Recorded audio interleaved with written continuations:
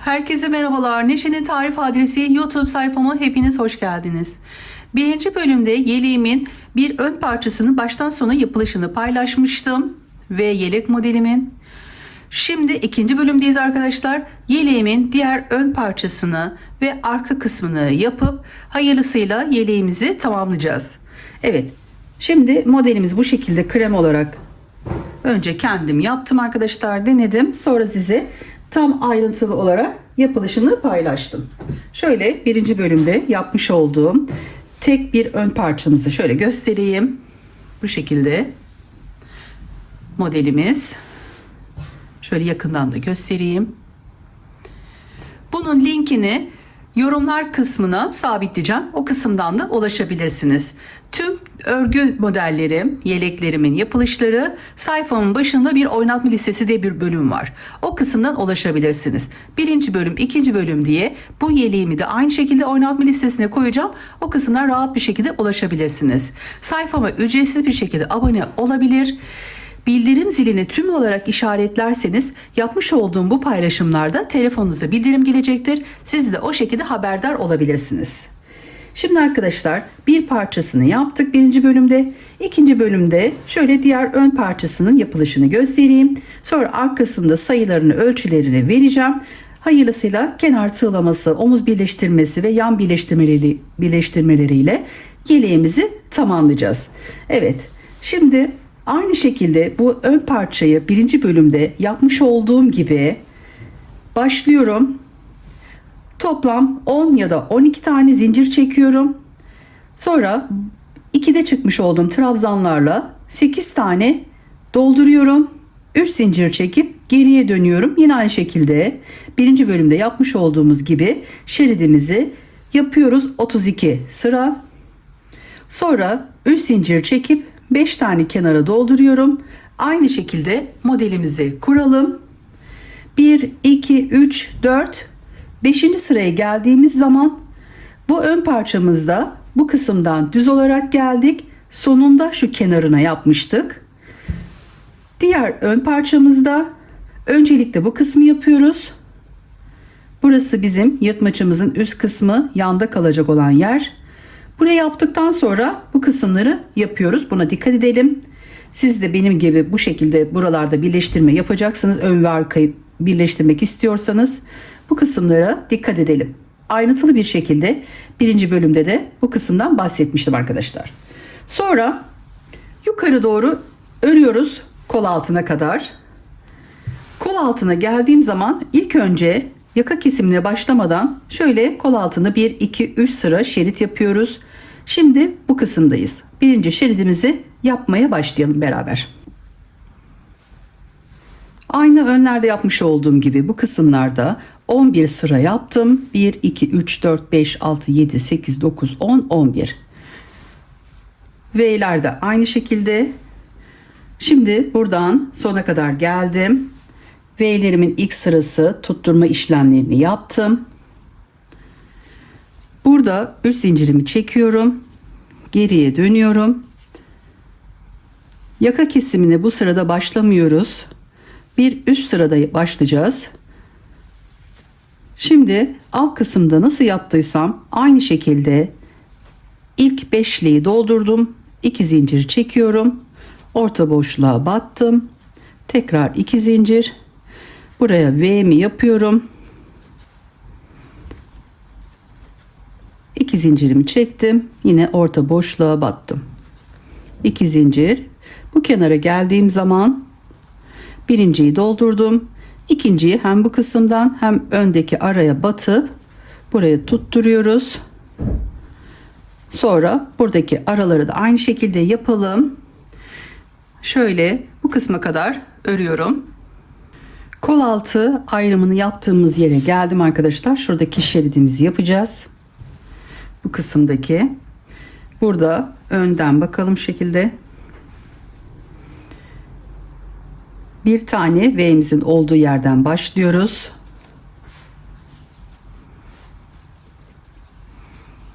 Birinci trabzanımı yaptım. İkinci trabzanımı yaparken bu kısmı da tutturuyorum.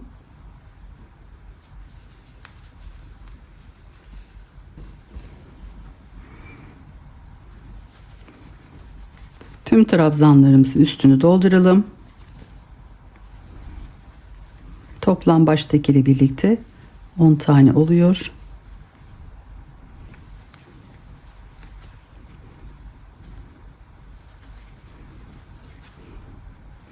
Evet, buraya batarken yine aynı şekilde tutturdum. Bir ön V'mizin parçasını bu şekilde bu kısımlardan tutturdum. Şimdi bu ortaya geldik. Orta kısımları 3 tane dolduruyoruz. 3 tane 2'de çıkmış olduğum trabzan yaptım. Sonra burada V'mizin ilk trabzanın üstündeki zincir arasına battım. Orta boşluğuna ve yanındaki aynı bir ön parçada yapmış olduğumuz sayılarda yapıyoruz.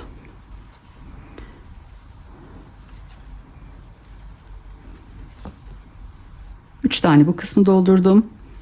Şimdi kenara geldim. Burada kenarda V'miz var bir tanesi. Bu kısmı gelince bir tane yaptıktan sonra bu ikinciyi de yaparken öndeki şuradaki araya da batıyoruz. İkisine bir şöyle arasına batıp düzgün olması için bu şekilde battım. Ve kalan 3 tane trabzanımı dolduruyorum. Arka kısmı yaparken kol altında bu ön parçalarda sağ tarafa nasıl yaptıysak aynı şekilde yapıyoruz. Sol tarafta nasıl bu şekilde yaptıysak o kısma gelince aynı şekilde yapacağız arkadaşlar. İki tarafta buradaki gibi olacak. Birebir aynısını yapıyoruz. Şimdi üst zincirimi çekiyorum ve geriye dönüyorum. Evet, birinci sıramızı yaptık. Şimdi bunun üzerinden geçeceğim. Tüm trabzanların tepesine batacağım. Burada da aynı şekilde yaka kesiminin olduğu yere kadar yapıyorum. Sıramı tamamladım. Bu kısmı ikinci kol altı kısmını yaptım. Buradaki işlemleri birebir uyguladım. Bu kısımda yaka kesimine başlıyoruz. 4 tane buraya zincirimi çektim. Ortaya geldim ve yaptım ve bir zincir çektim. Bir ön parçada da yapmış olduğumuz işlemleri yapıyoruz. Bu kısımda tersten bu şekilde çevirdiğimiz zaman buradan böyle geldim. İkinci sıramdan buradan bir zincir çekmişim. Aynı işlemi bu kısımda birebir aynısını yapıyoruz. Kenardaki beşli 2'de çıkmış olduğumuz trabzanları yapalım.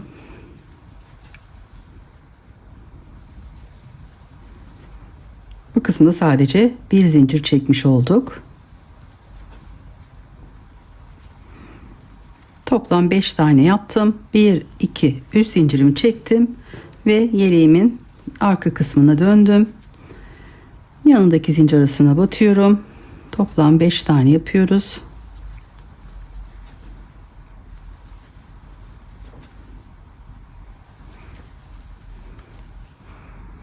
Burada hiçbir işlem yapmıyoruz.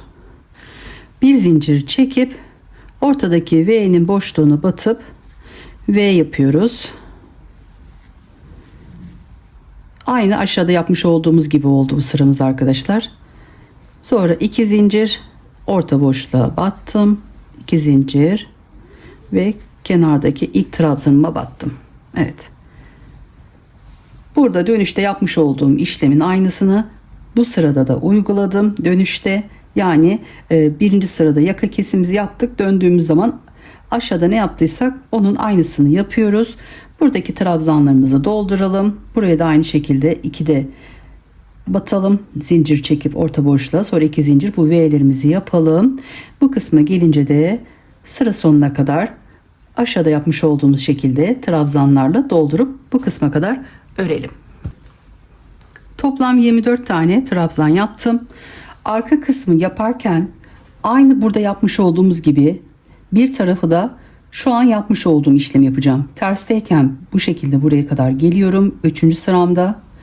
Sonra buraya dönüşte isterseniz ipi koparabilirsiniz. Şimdi buradaki beşliğe kadar gelmemiz gerekiyor. Artık burayı doldurmayacağım. Buradan bu kısma kadar şuradan isterseniz ipinizi koparıp başlarsınız ya da benim yapmış olduğum gibi şöyle yine bir zincir çekeyim. Yanındaki zincir arasına batıyorum. Buradan şöyle yakından göstereyim. Buradaki ilmeğimi buradaki zincir arasından şöyle çıkartıyorum. Sonra yanındaki zincir arasına battım. İlmeğimin arasından şöyle tekrar yapayım. İlmeğimin arasından çıkartıyorum.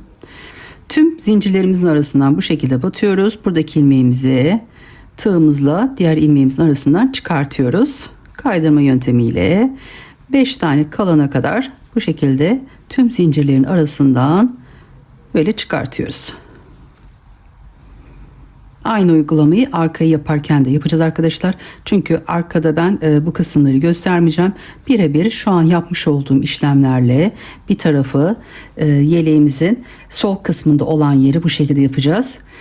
Bir ön parçada kol altı nasıl kestiysem diğer kısmı da aynı şekilde yapacağız. Yapılan işlemler aynı. Önleri nasıl yapıyorsanız arkayı da aynı şekilde yapacaksınız. Şimdi buradayım. Buraya 3 zincir çekeceğim. 1, 2, 3, 4, 5 tane olarak burayı artık yukarı doğru devam edeceğiz. 3 zincirimi çektim. Yanındaki zincir arasına battım. 2 de çıktım. Onun yanındaki zincir arasına battım. 2 de çıktım. Artık bu kısımdan sonra kol altı bu şekilde yukarı doğru devam edecek. Bu beşli trabzanımızı yukarı doğru örüyoruz. 1, 2, 3, 4. Yaka kesimine devam ediyoruz. Şöyle sıra sonuna kadar yaka kesiminin olduğu yere kadar öreceğim. Bu kısma gelince de buradaki V'lerimizi yapacağız. V yaptım. 1, 2, 3, 4 zincir. Şimdi bu kısma geldiğim zaman ilk trabzanı dolduruyorum. Bu sırada V'lerimizi yapacağız. 2 tane yaptıktan sonra 1, 2, 3, 4, 5, 6, 7, 8 zincir çektim. 2, 4, 5 ile altın orta kısmına aynı aşağılarda yapmış olduğumuz gibi yapıyoruz. Buraya V'mizi yapalım. Aynı şekilde bu kısma. Sonra buraya da aynı şekilde yapıyoruz. Ve şu kısma kadar gelelim. Burada tekrar yaka kesimini yapalım. 2 tane V'yi yaptım. Bu şekilde sona geldim. 4 zincirimi çektim. Şimdi bu V'nin orta kısmına batıyorum. Buraya bir tane yaptım. Bir zincir çektim. Aynı önlerde yapmış olduğumuz gibi yapacağız. Bu yeleğimizin ön parçamızı şöyle çevirelim arkasını. Buradan geldik. Burada bakın arkadaşlar, hani bu şekilde de kolay bir şekilde yaka kesim yapabilirsiniz. Birebir aynısını uygulayacağımız için 4 tane burayı çekmişim. Ortaya batıp bir zincir çekip kenarı yapıyorum. Sonra 5 tane buraya doldurup 2 zincirle 4 zincir olan yere fiyonkumuzu yapıp devam ediyoruz. Şimdi bu işlemleri yapalım. Bir zincirimi çektim. Kenardaki beşliği dolduruyorum.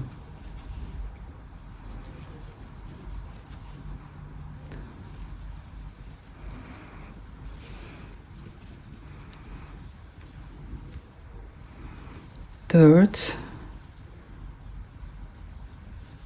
5. 3 zincir çektim. Geriye döndüm. Yanındaki zincir arasına battım. Onun yanındakine aynı şekilde 2, 4, 5 tane yapıyoruz. Burada direkt bu kısma batacağız. 2 zincir yaka kesim yapıyoruz çünkü. 2 zincirimi çektim. Orta boşluğa battım. 2 zincir, buraya bir fiyonk yapmış oluyoruz. Bu kısımdaki buradaki birinci trabzanımı doldurdum. Şimdi 2 yaparken yine buradaki araya birden batmış oluyoruz. Aynı şekilde diğer kısımları da yapalım. Buradaki tüm işlemler aynı şekilde olacak. Sona kadar geliyorum. Sıra sonuna geldim. İkinci sıramı yaptım. Kol altının olduğu yerde yukarı doğru ikinci sıramdayım. 3 zincirimi çekiyorum ve geriye dönüyorum. Aynı buradaki işlemleri uygulayıp bu kısma kadar geliyorum. Buradaki sayımızı artık azaltacağız. Buraya kadar örelim. 5 tane burayı doldurdum. 4 zincir çektim. V yaptım. 4 zincir çektim. Buraya 10 tane doldurdum. Aynı şekilde bu kısmı da yaptım. 4 zincirimi çektim. Şimdi burada sayımızı azaltıyorduk. Birinci trabzan değil, ikinci trabzan arasına batıyoruz. Yani 10 tane sayımızı 8'e düşüreceğiz. Sonda da aynı şekilde bir tane trabzanımızı boş bırakacağız. Üst kısmını doldurmayacağız.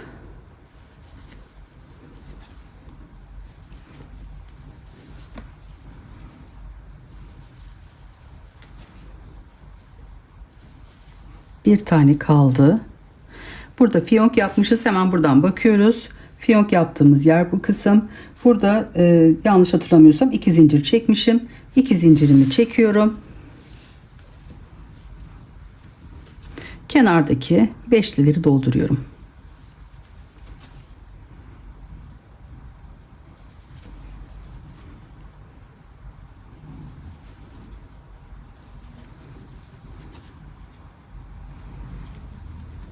Çok geniş olursa bir zincir de çekebilirsiniz. 2 4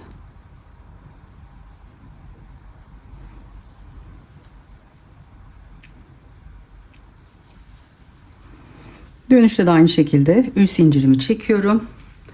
Geriye dönüyorum. 5 tane kenarı dolduralım.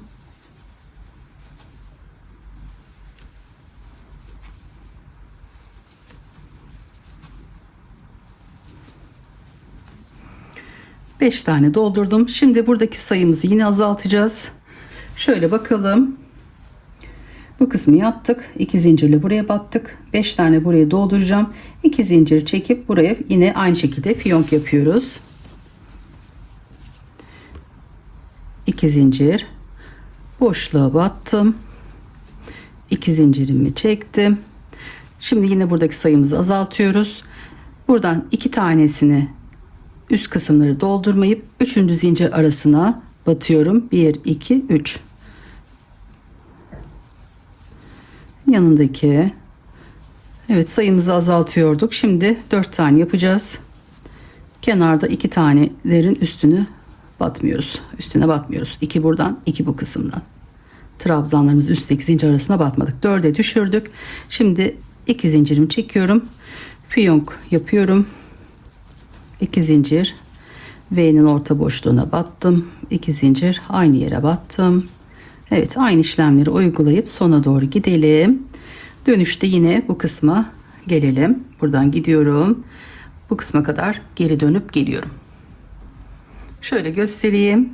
Döndüm arkadaşlar. Bu kısımları yaptım. Burada artık yukarı doğru devam edeceğimiz V'yi yaptım. Bu kısmı. 4 zincirimi çektim. Buraya battım. 2 zincir çektim. Tekrar aynı yere. 4 zincir çektim. Evet, şimdi küçülttüğümüz yerdeyiz. 10 8 4 yaptık. Şimdi bir tane bırakıyorum. Ortadaki 2 taneyi doldurmuş olacağız. Kenarlarda bir tane bırakmış oluyoruz. Şimdi kesim olan yerdeyiz. Şimdi 2 tane burada yapmışız. Sonra bir zincirle buraya geldim. Bir zincirimi çektim. Kenardaki beşliği dolduruyorum. 1 2 3 4 5 tekrar 3 zincir, geriye dönüyorum. Şu an bu şekilde görünüyor. Şimdi bu kısma batacağız direkt. Şöyle buradan da göstereyim. Tersten yine bakıyoruz. Buradan geldik. 2 zincir çekip buradaki orta kısma batacağız. Artık bu kısmı yukarı doğru devam edeceğiz. Yaka kesimimizi bu sırada tamamlamış olacağız. Kenarı 5 tane dolduracağım.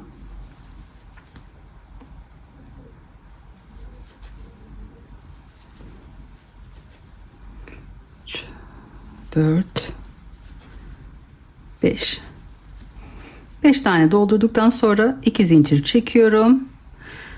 Burada fiyonkumuzu yapıyoruz. 2 zincir, V'nin orta boşluğuna battım. 2 zincirimi çektim. Aynı şekilde aynı yere battım. 2 zincir, orta boşluğa 2 zincir. Birinci sıraya battım. İkinci yaparken ön kısımdaki de şöyle arasından batıyorum. Ortadaki trabzanlarımı dolduruyorum. Evet, artık bu sırada tamamlamış oluyoruz. İki tarafı da 6 tane bu orta kısmı trabzan yaptım. Buraya batarken yine aynı şekilde batıyorum. 2 zincir, tekrar. Evet, alttaki işlemler nasıl denk geliyorsa, burada yapmamız gerekiyorsa aynı o işlemleri yapıyoruz. 2 zincir ve kenardaki beşlimi yapıyorum. Aynı ön tarafı yapmış olduğum gibi bu kısımdan saydığım zaman 7 sıra olacak şekilde, yani 7 tane V yapacak şekilde yukarı doğru artık öreceğiz. 1 2 3 zincir. Şöyle ön kısmı geçelim. Evet. Bu şekilde şu an 1, burayı da sayıyoruz. 1 2 7 tane olacak şekilde yukarı doğru örüyoruz. Şöyle yakından göstereyim. Evet.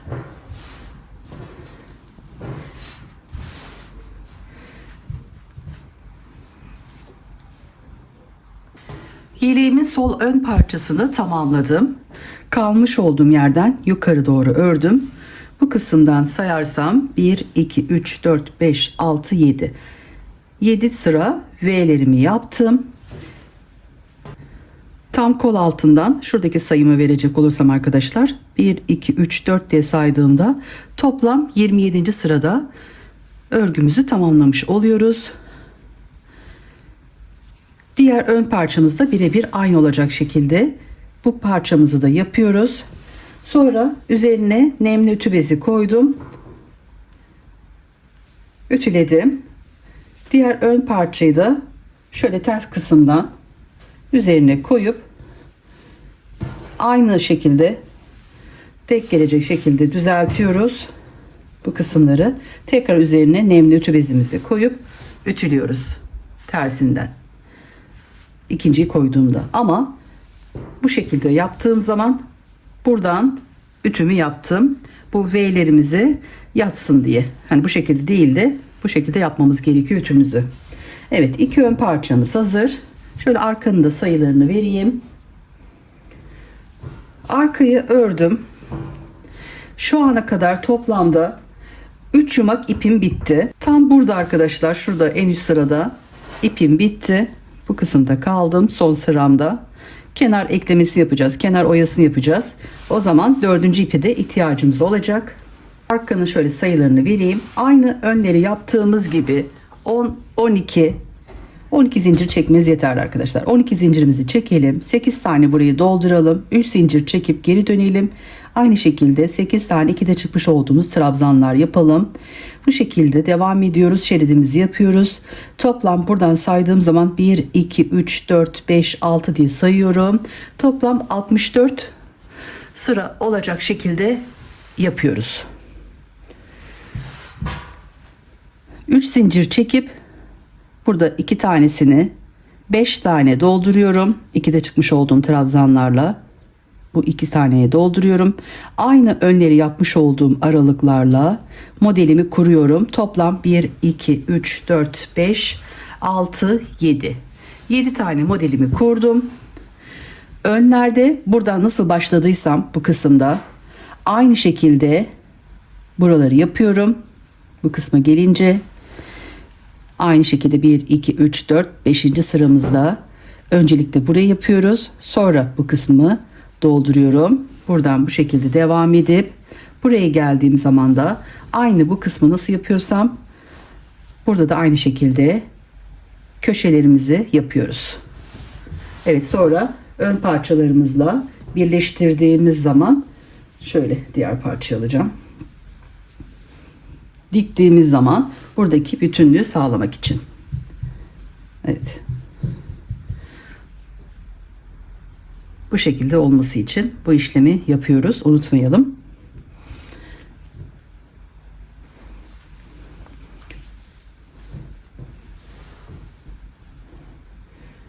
Evet, bu kısımları böyle yaptım. Buraya gelince de yine aynı şekilde önleri yapmış olduğum sayıda buraları yukarı doğru ördüm. 1, 2, 3, 4, 5, 6, 7, 8, 9, 10, 11. 11 sıra yaptım. Yine üçgenler aynı ön parçalardaki gibi olacak. Sayımız 2, 4, 6, 8, 10, 12, 14, 15. 15 tane V'mi yaptım. Buradan ilk şuraya kadar modelimizin şu bitimine kadar buradan şeridimi buraya kadar yaptım. Şu kısımları aynı önleri yapmış olduğum gibi 3 buraları doldurdum. Söylemiş olduğum gibi ön parçalarda sol tarafı nasıl yaptıysam aynı şekilde, sağ tarafı nasıl kestiysem, nasıl doldurduysam aynı şekilde bu kısımları birebir aynısını yapıyoruz. Buraya geldiğim zaman da yukarı doğru aynı sayılarda devam ediyoruz. 2, 4, 6, 7. 7 sıra burayı yaptım. Bu kısımda da 27. sıramdayım şu an. İpim burada bitti. Toplam 3 yumak ipimi bitirdim. Şimdi 4. yumağımı buradan bağlayacağım. Sonra arkadaşlar bu önde ne kadar yaptıysak şu kısma kadar buradan ölçüyorum. O kadar bir sıra geçmiş oluyoruz.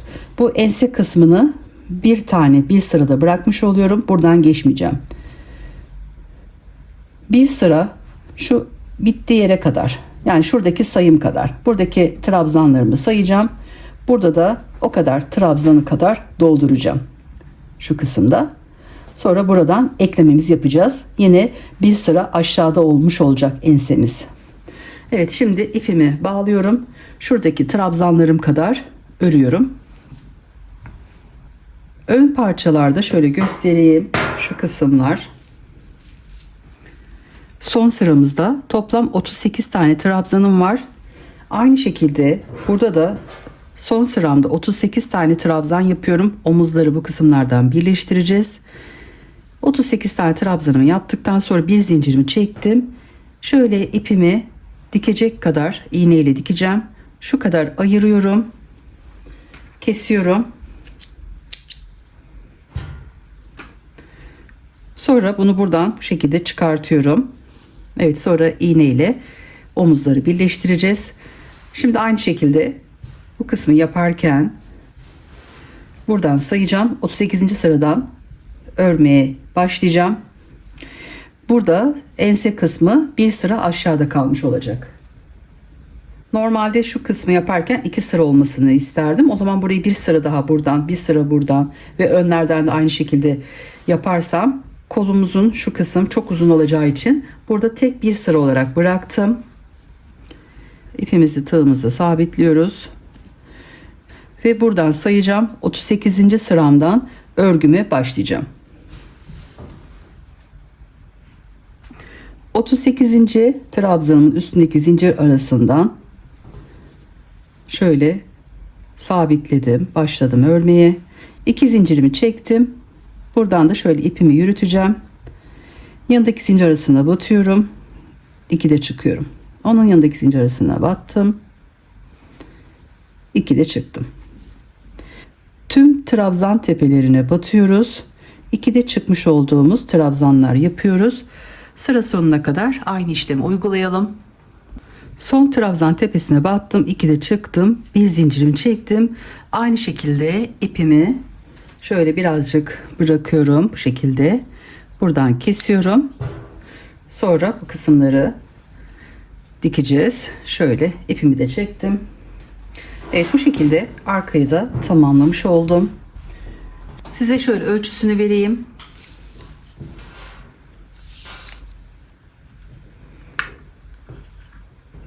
...52 santim eninde. Böylelikle yeleğimin arkasında tamamladım arkadaşlar. Size sayılarını verdim. Birinci bölümde ayrıntılı bir şekilde yapılışını paylaştığım için bu kısımlarda bu şekilde, yani buraları anlatmıştım. Modelimizi kurmuştuk.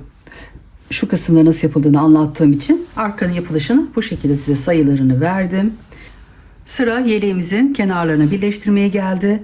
Şimdi ön kısım bu şekilde olacak. Arka. Aynı şekilde önleri de yönleri içe bakacak şekilde koyuyoruz. Evet, biri bu taraf. Bu da diğer tarafı. Bu şekilde koydum. Sonra bunu bu şekilde katlıyorum. Omuz birleştirmelerini iğne ile yapıyorum. Burada iplerimizi ayarlamıştık. İğneme ipimi takıyorum. Burada zincir aralarımız belli arkadaşlar. Birebir aynısını buradaki sayıları uyguladık. Buradan şöyle yönünüze göre ayarlayın. Bu kısımdan diğer ilk zincir arasına batalım. Önce bir daha aynı yere batalım, sağlam olsun. Sonra buradaki zincir arasını şöyle karşılıklı olarak batalım. Bir bu kısımdan bir diğer taraftan karşılıklı olarak yeleğimizi birleştirelim. Sıradaki zincir arasına battım. Karşılıklı diğer taraftan da batıyorum ve omuz birleştirmelerini bu şekilde yapıyoruz.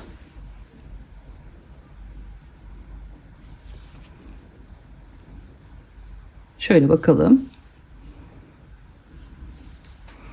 Evet, bu şekilde omuz birleştirmelerini yapıyoruz. Burada sayımız belli. Burada yerimiz belliydi. Evet. Bu kısmı yapıyorum. Aynı şekilde diğer tarafı da yapalım.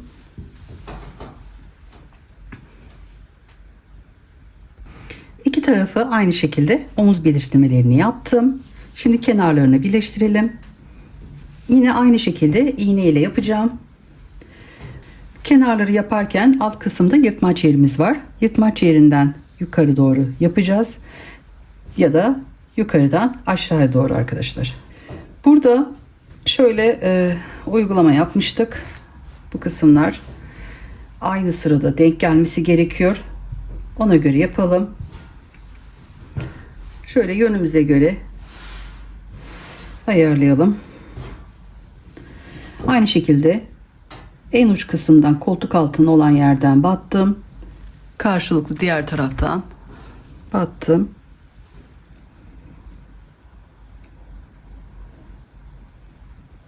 Şöyle zincir arasından tekrar aynı yerden battım.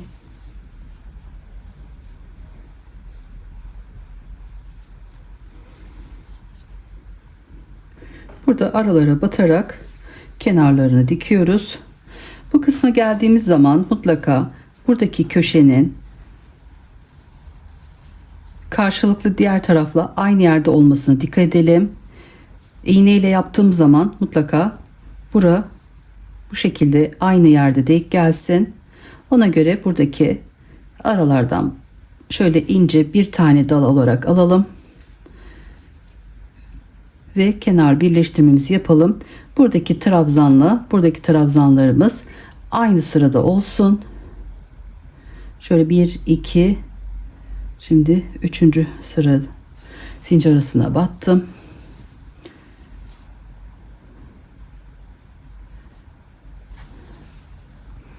Evet, bu şekilde birleştirmelerimizi yapalım. Buradaki V'mizin uç kısmı kontrol ederek aynı hizada olmasına dikkat ederek aşağı doğru yapalım. Bir buradan, bir karşıdan. Buradaki sıralamalara dikkat ederek kenar birleştirmelerini yapıyoruz.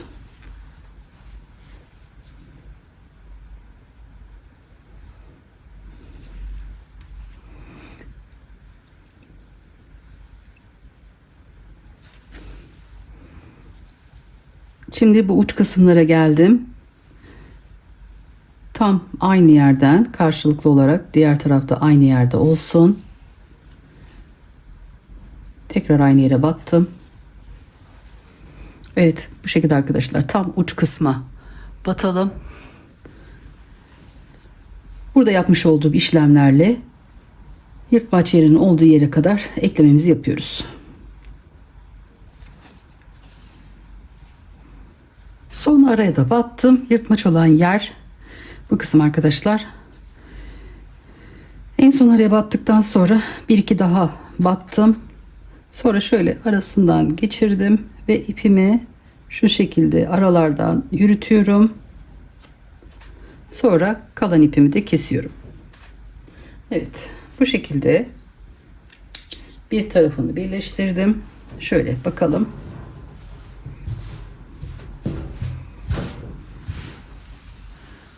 Evet. Yönden bu şekilde görünüyor. Gayet güzel, muntazam oluyor. Şöyle bir bütünlük sağlanmış oluyor.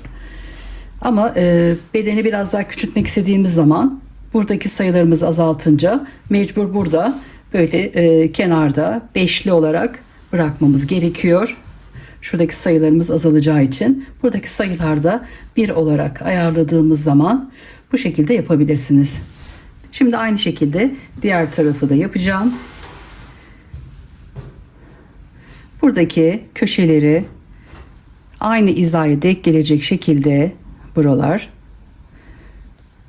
uç kısımlar denk gelecek şekilde aralardan aynı şekilde iğne ile yırtmaç olan yere kadar eklememizi yapalım. Şöyle kenar oyasını da göstereyim arkadaşlar. Sonra tamamlayayım hayırlısıyla yeleğimi. En uç kısımdan başlıyorum.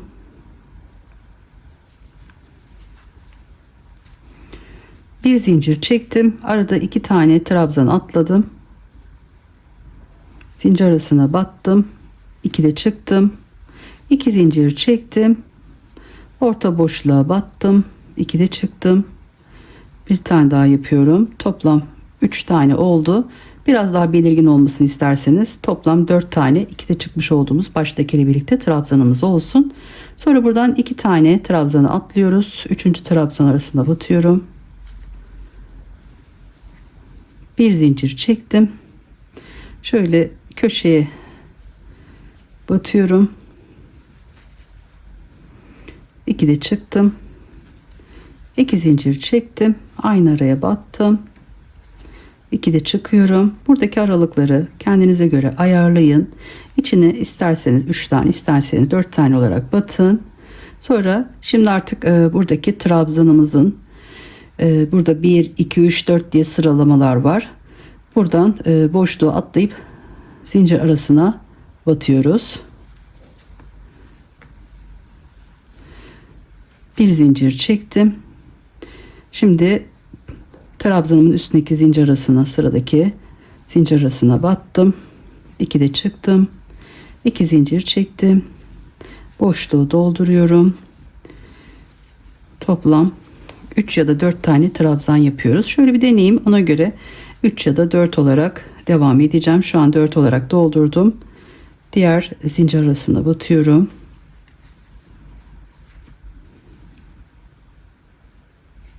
Bir zincir çekiyorum. Evet. Bu şekilde yapıyorum. Dilediğiniz kenar oyasını yapabilirsiniz.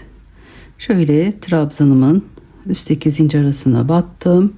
2 de çıktım. 2 zincir çektim. Boşluğa battım. 2 de çıktım. Toplam baştaki birlikte 4 tane 2 de çıkmış olduğum trabzanımı yaptım. Sıradaki zincir arasına batıyorum. Evet, şuradaki kenarlarına değil, buradaki zincir arasına batıyoruz. Evet, bir zincir çektim. Sıradaki zincir arasına battım. 2 de çıktım. 2 zincirimi çektim. Şöyle görünüyor mu net bilmiyorum. Orta boşluğa battım. 2 de çıktım. Aynı yere tekrar battım. Toplam 4 tane 2 de çıkmış olduğum trabzanımı yaptım. Sıradaki şu kısım zincir arasına batıyorum ve bir zincir çekiyorum.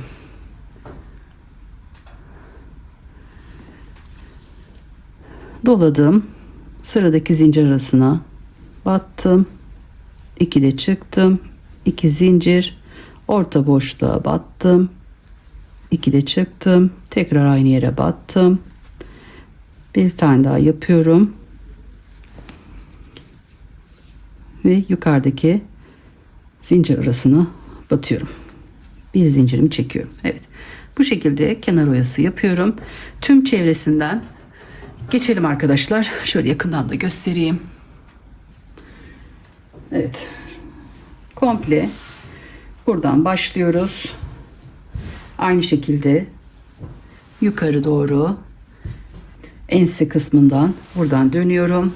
Etek ucundan yırtmaç çevresinden aynı şekilde yapıp başlamış olduğum noktaya geri geliyorum. Aynı şekilde kol çevresinde yapacağız. Şu kısımlarda potluk olabilir. Önce yeleğimizi bir deneyelim. Buralarda potluk varsa ona göre aralıklı olarak batıp şu kısımlarda bir toparlama yapalım. Şöyle çıkıntı olan yerlerde biraz şöyle aşağı doğru şu omuz kısmını şöyle düşürelim. O şekilde tekrar ara ara deneyin. Ona göre yapın arkadaşlar. Yeleğimizin şöyle düzgün durması için omuz kısmının. Evet, bu şekilde kenar oyasını da yapalım. Hayırlısıyla yeleğimizin ölçülerini verip tamamlayalım. Yeleğimi tamamladım. Tüm çevresinden kenar oyasını yaptım. Aynı şekilde kol çevresinden de yaptım. Bu kısımları yaparken aralarını 3-3 doldurdum. Çok yukarı çıkmasın diye. Bu kısımları yaparken 4-4 doldurdum. Şurada biraz aralara battım. Sadece şu kısımda şöyle yatsın diye. Evet, bu kısımda isterseniz hani deneyin, omuzlarda birazcık hafif boşluk varsa aralara batıp sadece şu kısmı şöyle biraz düşük omuz olsun diye burada bu işlemi uyguladım. Evet. Yırtmaç çevresinden de kenar oyamızı yaptık. Yeleğimizin son hali bu şekilde. Size şöyle tam olarak bitmiş ölçüsünü de vereyim. Vermiş olduğum ölçüm yine 0'a 0 bir ölçü. Şöyle bir bağlama yaptım. Birkaç yelek modelimde bu uygulamayı yapmıştım. Size yapılışını da anlatmıştım. Buradan başlıyoruz. Ölçüyoruz. Toplam şöyle 52 santim eninde. Şöyle boyun ölçüsünü de vereyim. Omuzdan etek ucuna kadar 71 santim olarak geliyor. Bu kısma gelince arkadaşlar, şu son sıraya gelince 3 yumak ipim bitti. 4. yumağımdan kenar oyası, birleştirmesi ve şu tek bir sırayı yaptım. Boyunu burada şu kısımdan 11 olarak yapmıştık. Bunu 10 olarak yaparsanız o zaman 3 yumak yeterli olur diye düşünüyorum. Ama isterseniz her ihtimale karşı elinizde 4 yumak ip bulundurabilirsiniz. Eliniz sıkıysa yeleğinizin ölçüleri biraz daha küçük olacaktır. İsterseniz bu kısmı ben 5-5 olarak bırakmıştım. Şöyle biraz daha yeleğiniz büyük olsun istiyorsanız, şu an 52 santim geliyor. 54 santim olarak biraz daha büyütmek isterseniz buraya 32 yapmıştık. Bunu 32 değil de 33 olarak yapın. Buraya 8 tane doldurun. 2 tanesini doldurmuştuk. 3. şeridimizi de doldurun. Bu kısmı 8 olarak yukarı doğru devam edin. O zaman arkayı da büyütmek gerekiyor. Şu ense kısmında dar olmaması için bu işlemi yapalım. Yani buradaki sayımızı 64 olarak yapmıştık. Bunu 65, 66 olarak uzatabilirsiniz. O 2 taneye şurada aralarda şu kısımları yaparken uç kısmına batmıştık. Şöyle aralara batıp şurada bir tane burada arada yaparsanız buradaki ölçünüz de büyüyecektir arkadaşlar. 2 santim buradan, 2 santim de bu kısımdan. O zaman yeleğiniz büyümüş olacaktır. Bu şu an 52 ise 54 olarak olacak. Bedenimiz biraz daha büyümüş olacaktır. Evet, eliniz sıkıysa tabii ki bu ölçüler değişir. Her zaman söylüyorum, elden ele, ipten ipe ölçülerimiz değişebilir arkadaşlar. Şu an size vermiş olduğum benim el ayarıma göre vermiş olduğum ölçülerimdir. Yeleğinizin biraz daha küçük olmasını istiyorsanız o zaman daha ince bir tığ kullanın. Şöyle, ben bu yeleğimi 2 numara 1.75 milimetrelik tığla ördüm. Şöyle 5 no 1.50 milimetrelik tığla örerseniz o zaman da 38 bedene olur diye düşünüyorum. Evet, aynı şu kısımlardaki sayılar bu şekilde olursa arkadaşlar. El ayarımıza göre her zaman bu değişebiliyor. Denemeden bunu tam bilemeyiz. Böylelikle bir tarifimin daha sonuna gelmiş bulunmaktayım. Beni izlediğiniz için hepinize çok teşekkür ediyorum. Güzel yorum ve beğenilerinize sayfama destek olursanız sevinirim. Şimdiden hepinize çok teşekkür ediyorum. Başka tariflerde görüşmek üzere. Allah'a emanet olun. Hoşça kalın.